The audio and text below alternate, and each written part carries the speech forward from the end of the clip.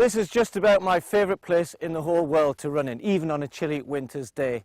And what better place to take on one of running's greatest challenges, the marathon distance. It's actually 26 miles once round Kielder Water, and I want you to join me on October the 17th for what must be Britain's most beautiful marathon. In 2010, prolific British runner Steve Cram would launch the Kielder Marathon, a beautiful 26.2 loop that runs through Northumberland, England. During this race, you'll be passing plenty of gorgeous areas, whether it's taking in the fantastic waters of Kielder itself or breezing on through Forest Park. It's not meant to be a fast marathon given its tough footing and climbs, but it is one that's meant to encapsulate the joy of taking in the atmosphere of some of England's finest nature. The first iteration was a massive success. Nearly 1,000 entrants was more than enough for Cram to make it an annual event in the UK running scene, and the 2011 version would incorporate a 10K the day before it as well.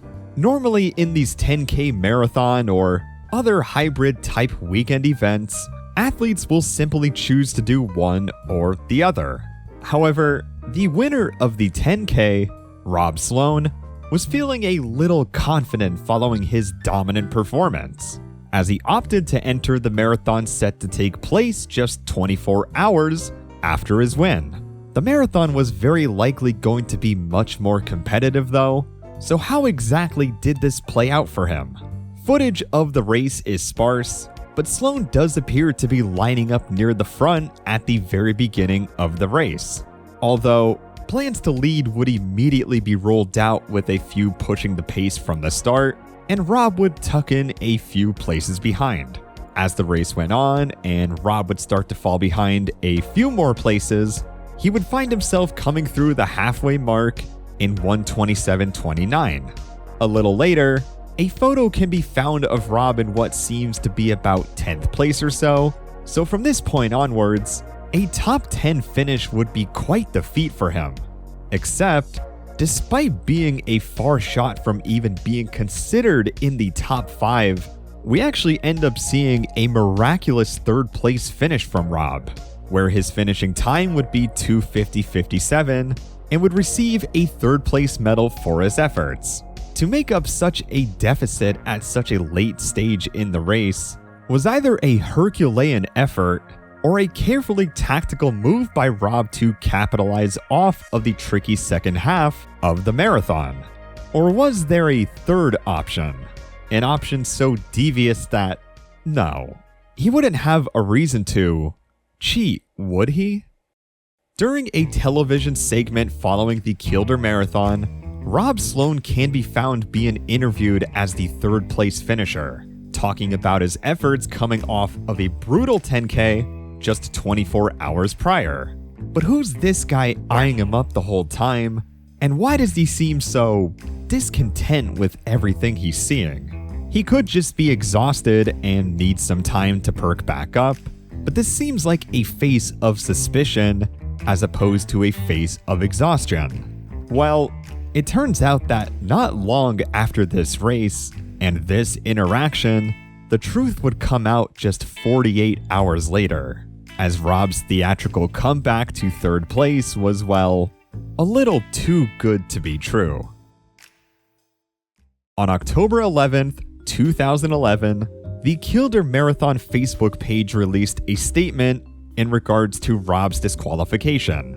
Quote, Rob Sloan of Sunderland Harriers had apparently made the decision to withdraw from the race at approximately 20 miles due to fatigue, and after returning to the Leaplish Park area, he decided to run the closing section of the course and cross the finish line in third place. This was rightly questioned by several witnesses, including the rightful third place finisher, Stephen Keynes of Peebles, Scotland, who has been awarded his prize. Steve Cram had also made a statement that Rob did apologize for his misconduct, and that Keynes would be properly awarded his bronze medal. Normally, this is where the story would stop. A cheater got caught, they fessed up to it, and the medal was handed to the rightful competitor. That's what everyone thought initially, But Rob Sloan had something different in mind, because not only would he retract his statement, but he would die on a hill so high that he would quickly become not just a blemish on the British running scene, but throughout British media as a whole. We saw some guy running by the side of the bus trying to flag the bus down. So he sort of slammed on the brakes and the guy jogged to catch up and got on the bus, and he had a running shirt on and obviously covered in mud and wet and had his number on, so we knew he'd been a participant in the marathon. He had a Sunderland Harriers vest on and a marathon number. I saw that the winner, he went past, got his medal and all that, and this guy finished second, went past. And then the guy finished third, came in to get his medal. We were standing there thinking, that's the guy that was just on the bus half an hour ago. Then Steve Cairns crossed the finishing line. All I know is, again, I came third in that race. I was chip-timed. I have my Garmin. About 3 months after handing back his medal and apologizing for his wrongdoings, Rob Sloan would go on television to explain how he had actually not cheated in the Kielder Marathon, despite the overwhelming evidence provided by the investigation. By this point, it had been exposed that Rob's suspected method of cheating was that he took a bus about 20 miles in and joined the race later to finish in third. He claims that it would be incredibly unlikely for him to veer off the path to catch a bus during such a late part of the race, and that it would require a special type of person to calculate coming in third intentionally as well. While in Rob's head this seems incredibly unlikely, it starts to fall apart pretty quickly once eyewitnesses and even Steve Cram himself gets interviewed. According to Cram, he was present around miles 15 and 16, just shortly after the half marathon mark. Cram claims to have seen the top 3 runners and notes a massive gap after Cairns. He did see the 4th place runner, however, but that man was also not Rob Sloan. About 17 miles in, Rob can be seen in around 10th place like mentioned before, but a few miles later, there's a bus that runs that's meant for spectators.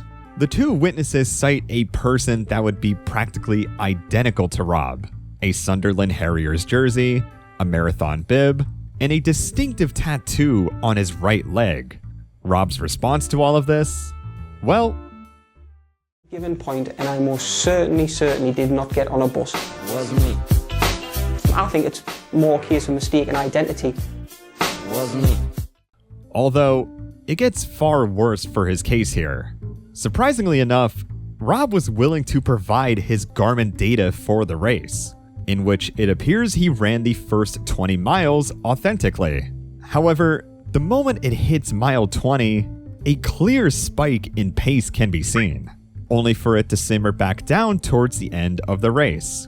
Rob's response here was that a Garmin doesn't work on a bus, but failed to address why his watch recorded him going 30 miles an hour, a speed that's pretty fitting for a bus. Rob has since been kicked out of his running club and is banned from competing in any British running events related to this until further notice. He has also since deleted the aforementioned Garmin data from his Kielder Marathon scandal, but the 10K he raced the day before does exist and is thankfully authentic.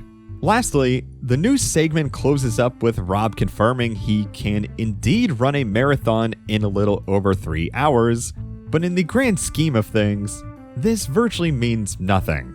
What was surprisingly never mentioned to this day was not just the eyewitnesses and very obviously shady Garmin data, but the fact that his splits were a statistical anomaly as well.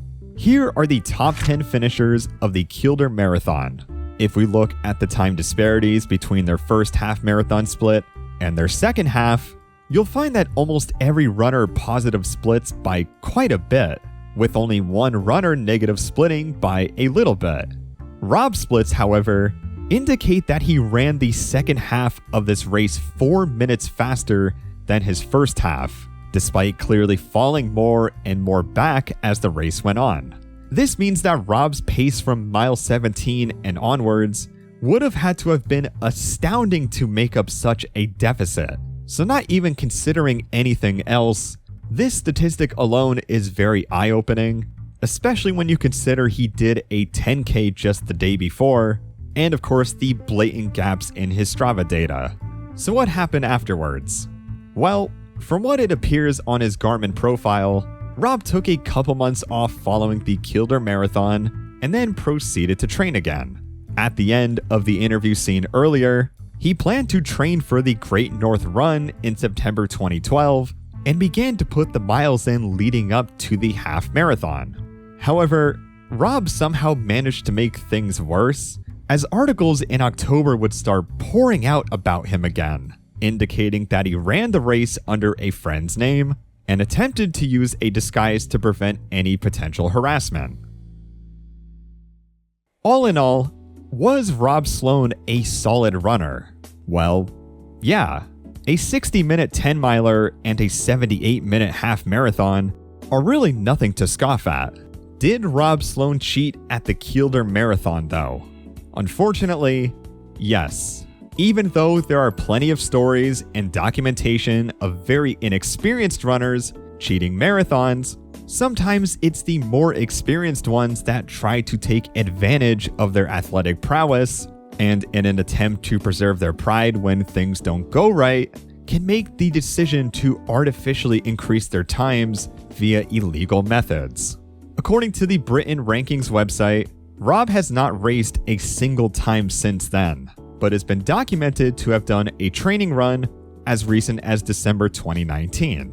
While his actions in the context of the running scene are unforgivable, due to the lengths he went to lie about it, hopefully 10 years later, a sliver of remorse is felt for trying to take away such an accomplishment from runners at one of the most aesthetically pleasing marathons to grace the British marathon scene.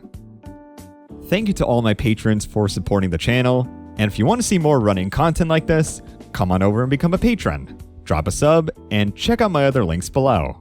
I'll see you on whatever video I upload next, and take care.